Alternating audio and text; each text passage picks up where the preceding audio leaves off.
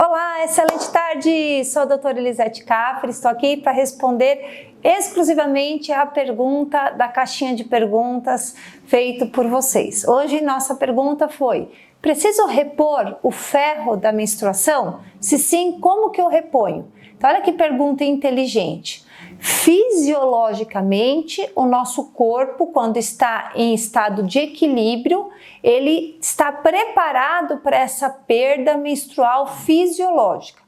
Lembrar que durante o processo de organogênese a gente tem as fases do ciclo menstrual. Então a fase inicial é a fase estrogênica, onde você tem um pico de estrógeno que promove o aumento do endométrio, da camada interna do útero, com o propósito de ocorrer o quê? A fecundação e a nidação do óvulo.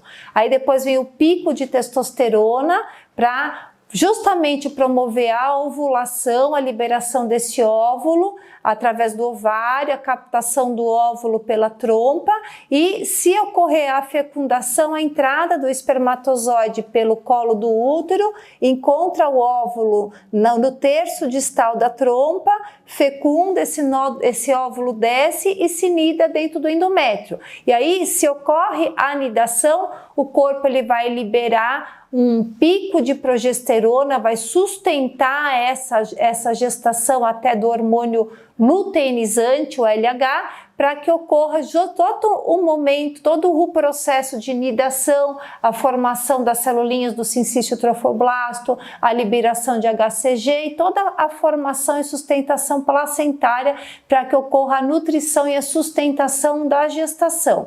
Se não ocorre a fecundação no terço distal da trompa, não ocorre o que? O pico é a manutenção da progesterona, nem o pico do hormônio luteinizante liberado pela hipófise.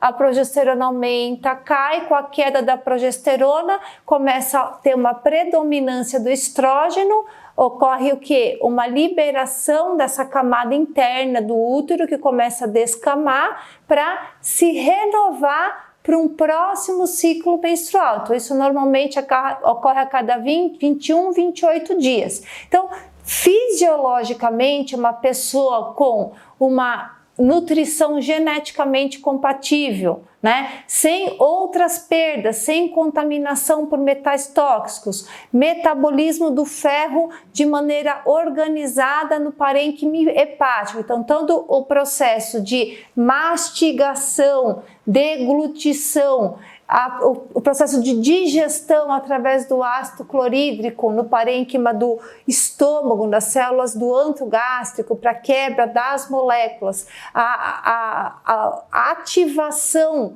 das moléculas, das enzimas digestivas no terço distal do duodeno, a absorção do ferro, o transporte pela transferrina, que é a globulina transportadora de ferro, o depósito desse ferro como ferritina, dentro e no intracelular. Então, nosso corpo ele tem já um equilíbrio, tudo isso proporcionando um equilíbrio, se preparando para que ocorra essa perda menstrual no primeiro terço aí do período menstrual, sem que ocorra um desabono para a saúde do paciente. Agora, se o paciente ele está ingerindo uma dieta geneticamente incompatível, que não vai suprir a reserva metabólica, a necessidade fisiológica dos nutrientes, não ingere uma alimentação viva, geneticamente compatível, ou se essa alimentação que ele está ingerindo está contaminada por agrotóxicos, pesticidas,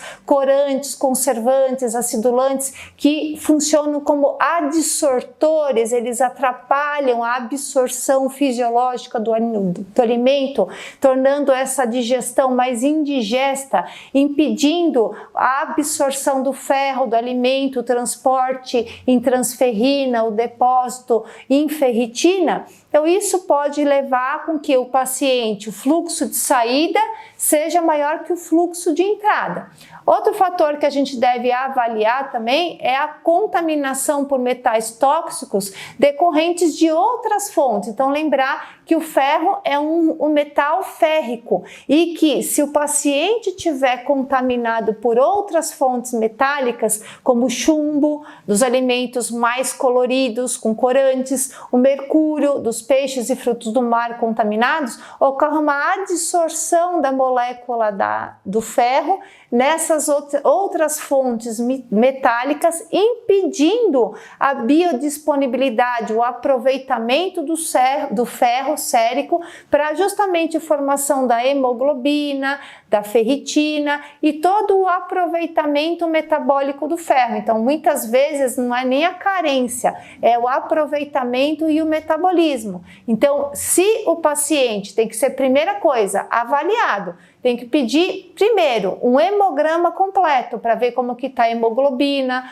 volume corpuscular médio, hemoglobina corpuscular média, o RDW, que é a alteração de tamanho e cor entre as hemácias. As hemácias elas têm que ter mais ou menos o mesmo tamanho, o mesmo volume, a mesma cor, para que mostrem que tenha uma eficácia, uma eficiência, uma excelência da hematopoiese, que está tendo uma absorção do ferro, uma metabolização e um aproveitamento para a formação principalmente da hemácia. Se já está ocorrendo uma perda maior do ferro através do fluxo menstrual ou uma diminuição do aproveitamento do ferro da alimentação ou por incompatibilidade alimentar ou por contaminação dos metais tóxicos, primeiros sintomas vão ser a nível de hemograma, da hematopoiese. Então, primeiro sinal que você pode ter, que está tendo um desequilíbrio entre o fornecimento e o aproveitamento ou aumento da perda, é um aumento do RDW, que é o dimorfismo, a diferença de tamanho e cor dos glóbulos vermelhos, das hemácias. Então isso é importante você acompanhar.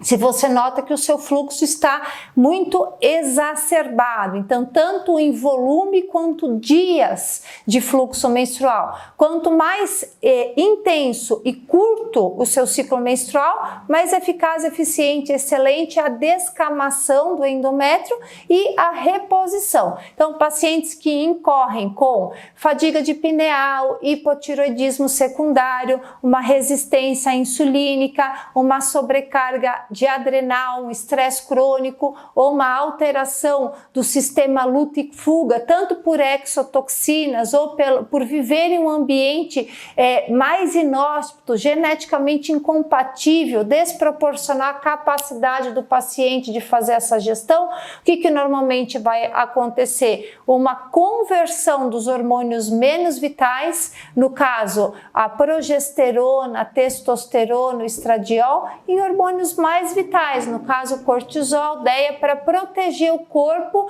dessas exotoxinas, desse ambiente estressor externo. E aí, com isso, às vezes ocorre um prolongamento do ciclo menstrual, né, que a gente chama de predominância estrogênica, porque a mesma globulina que vai transportar a progesterona, ela vai transportar o cortisol. O paciente está precisando de muito cortisol, a globulina, a CBG, começa a transportar mais cortisol, deixa de transportar a progesterona. Então a biodisponibilidade para esse ciclo menstrual começo, meio e fim, diminui. Tem aquele ciclo que não para. Às vezes não é por carência de progesterona, mas é pelo excesso de cortisol. Então, avaliar todo o eixo neuroendócrino imunológico nos casos de metrorragia, avaliar a parte alimentar, então se existe uma ingesta de alimentos geneticamente compatíveis, a proporção, a quantidade de acordo com o peso, a idade,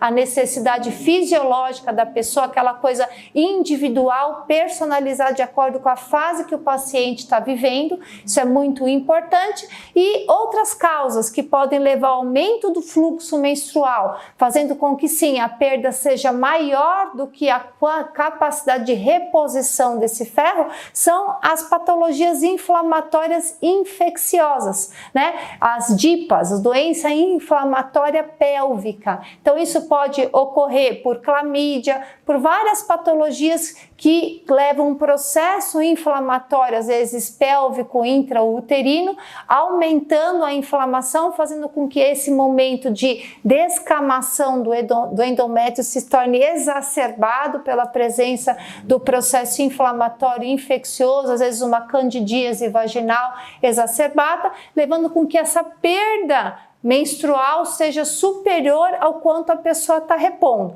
Então é importante sempre fazer uma análise sistêmica do paciente, mas importante é você respeitar o seu pressentimento. Se você está sentindo que após o período menstrual você fica cansada, tem mais sonolência, então é um sinal clínico que realmente a sua perda pode estar sendo desproporcional à sua capacidade de absorver o ferro. E aí sim, primeiro tem que detectar e remover todas as fontes que podem estar atrapalhando o aproveitamento do ferro nutricional, adequar a sua alimentação à sua necessidade metabólica naquele período, fazer uma alteração endócrina, hormonal, sistêmica para descartar fadiga de pineal, alteração do sono, hipotiroidismo subclínico, resistência insulínica, ovários policísticos, tudo isso pode causar também metrorragia, e avaliar o conteúdo de ferro do sangue, hemograma, ferro, ferritina, transferrina, toda uma abordagem sistêmica. E sim, após detecção e remoção dos fatores que aumentam a perda do ferro, fazer a reposição. Sempre a melhor forma de repor é através da alimentação geneticamente compatível. Daí o auxílio de uma nutricionista especializada para te acompanhar e fazer um cardápio exclusivo, especial, tanto não só na qualidade dos alimentos, mas como no preparo, o fracionamento, o jeito de você se alimentar para que o aproveitamento seja o melhor possível. A gente fala, não é o quanto a gente ganha, é o quanto a gente gasta. Então, parar de gastar também dentro da saúde sistêmica, detectar aquilo que está roubando as suas fontes nutricionais é o principal chave do sucesso antes de você já começar a reposição. Limpe o terreno biológico, detecte a causa do adoecimento. E depois a suplementação através principalmente da nutrição, e se for preciso, sim, você pode utilizar suplementos, suplementação oral, suplementação injetável, aquilo que for melhor para você dentro da sua individualidade metabólica. Então, mais uma dica exclusiva sobre metrorragia, excesso de perda menstrual e reposição do ferro. Se você gostou da nossa abordagem sistêmica sobre o tema, curta, comente, compartilhe, dê seu like e deixa na caixinha aí qual é o tema que você quer que a gente aborde de uma maneira aprofundada para vocês. Excelente tarde a todos!